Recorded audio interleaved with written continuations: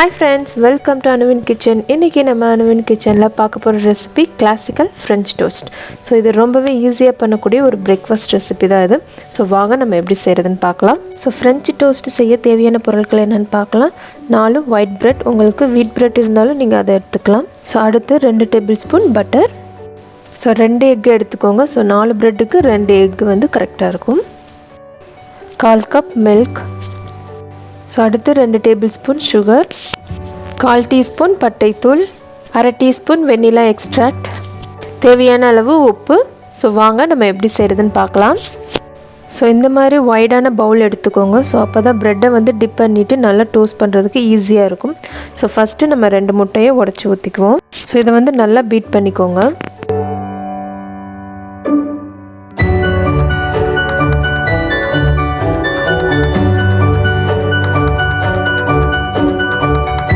So egg வந்து நல்லா beat பண்ணியாச்சு. ஸோ இதோட ஒரு 1/4 கப் பால் சேர்த்துக்கோங்க.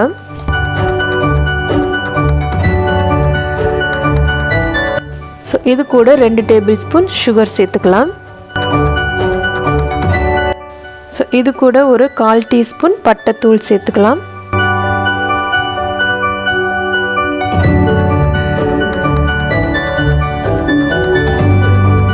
ஸோ இது கூட 1/2 டீஸ்பூன் வெண்ணிலா எக்ஸ்ட்ராக்ட் சேர்த்துக்கோங்க. கடைசியாக இது கூட ஒரு பிஞ்ச் அளவு உப்பு சேர்த்துக்கலாம். ஸோ இது இப்போ எல்லாத்தையும் நல்லா பீட் பண்ணிக்கலாம்.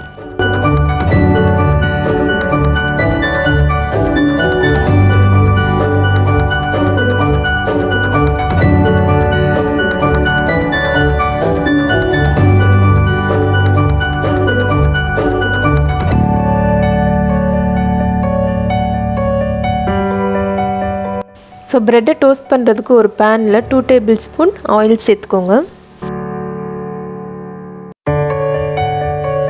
ஸோ இது கூட ஒரு 2 டேபிள் ஸ்பூன் பட்டரும் சேர்த்துக்கோங்க. ஸோ ஆயில் ப்ளஸ் பட்டர் எதுக்கு சேர்க்குறோம்னா, ஸோ வெறும் பட்டர் சேர்க்கும் போது உங்களுக்கு பட்டர் வந்து சீக்கிரம் கரைஞ்சிடும். ஸோ இந்த மாதிரி ஆயில் ப்ளஸ் பட்டர் சேர்த்துக்கிட்டிங்கன்னா உங்களுக்கு பட்டர் வந்து அவ்வளோவா கருகாது. ஸோ இது ஒரு சின்ன tip. So oil plus butter வந்து நல்லா சூடானதும் ஸோ ப்ரெட்டை வந்து 2 பக்கமும் நல்லா டிப் பண்ணிக்கோங்க.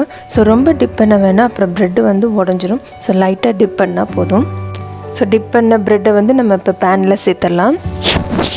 ஸ்டவ்வை மீடியம் ஃப்ளேமில் வச்சுட்டு நல்லா கோல்டன் ப்ரௌன் கலர் வர வரைக்கும் நல்லா டோஸ்ட் பண்ணுங்கள். ஸோ இந்த மாதிரி சுற்றி பபிள் வந்தோடனே நம்ம திருப்பி போட்டுடலாம். ஸோ ப்ரெட்டு வந்து 2 பக்கமும் நல்லா கோல்டன் ப்ரௌன் கலரில் டோஸ்ட் ஆகிருக்கு. ஸோ இதை வந்து ஒரு பிளேட்டில் இப்போ ட்ரான்ஸ்ஃபர் பண்ணிடலாம்.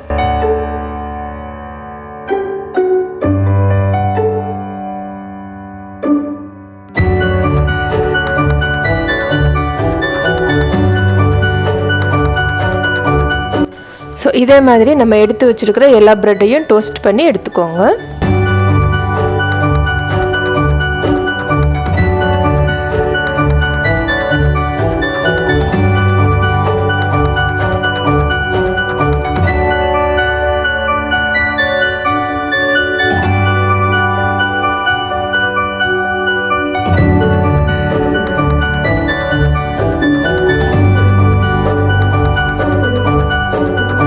ஸோ நம்மளுடைய ஃப்ரெஞ்ச் டோஸ்ட் சூப்பராக ரெடி ஆயிடுச்சு பாருங்கள். ஸோ இது மேலே மேப்பிள் சிரப் இல்லாட்டினா பவுடர் சுகர் போட்டும் சாப்பிட்லாம். ஸோ இல்லாட்டினா நீங்கள் ப்ளைனாகவும் சாப்பிட்லாம், நல்லாயிருக்கும்.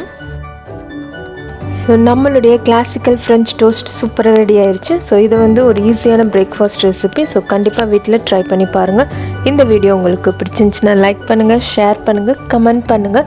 மறக்காமல் அனுவின் கிச்சனுக்கு சப்ஸ்கிரைப் பண்ணுங்கள். தேங்க்ஸ் ஃபார் வாட்சிங்.